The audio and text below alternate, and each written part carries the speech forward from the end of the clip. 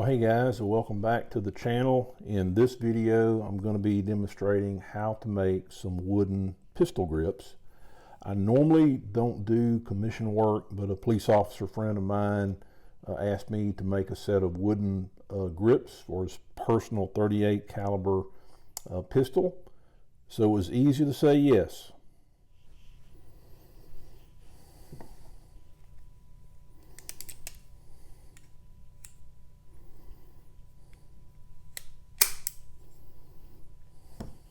Okay, just a brief overview of the project before we get into the steps.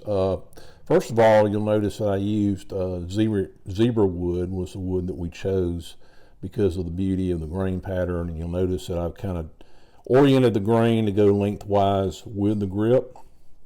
As you'll see in the video, I cut these grips out using the bandsaw so that they're somewhat oversized with the frame here.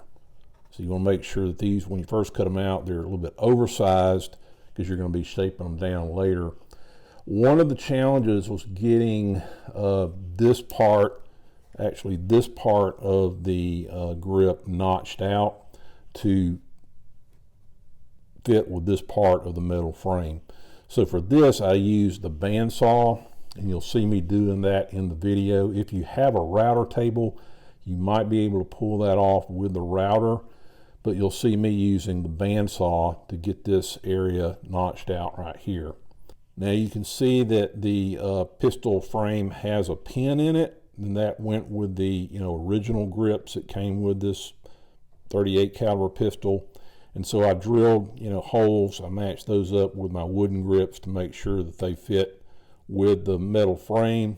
Then the other challenging part was drilling and getting the Escutcheon screws in place. These are probably the most expensive part of this project right here.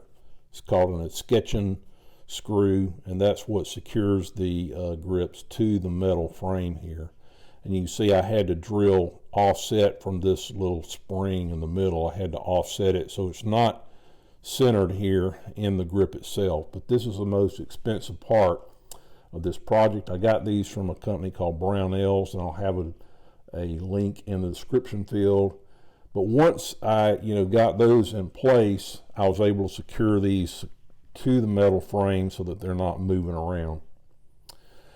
Now, one thing I will say is when you're using the drill bits to drill these holes, use the one here in my left hand because it's a lot less aggressive than this other bit in the right hand. So you want a drill bit that's slightly tapered here and not aggressive, going into the wood.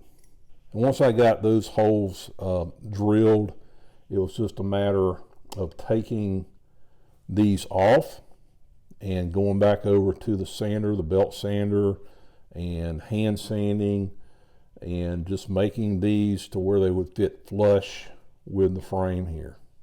Now for the sanding, I did regular sandpaper by hand, but I also used these micro mesh claws. These really work well with certain hardwoods, and these go all the way up to 12,000 grit. So I was able to get a very smooth surface on the wood.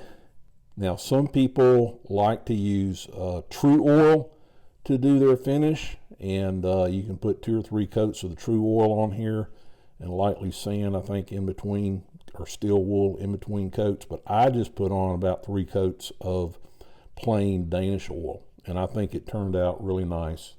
Anyway, I hope you enjoy the video, so let's get started.